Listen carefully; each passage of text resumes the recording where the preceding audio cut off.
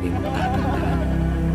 Minamahal kita, hindi dahil sa ganda ng iyong muka, hindi dahil sa kislap ng iyong mga mata, hindi rin dahil sa higpit ng iyong mga yakap, kundi minamahal kita dahil nakita ko sa iyo kung gaano kabuti ng Ama.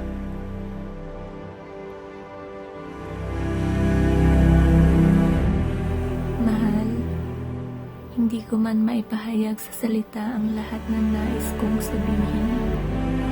Ngunit salamat sa kapanatagan at payapang pag-ibig na ipinaramdam mo sa akin. Lubos kong ipinagpapasalamat sa Ama na ibinigay ka niya sa akin. Mahal na mahal kita.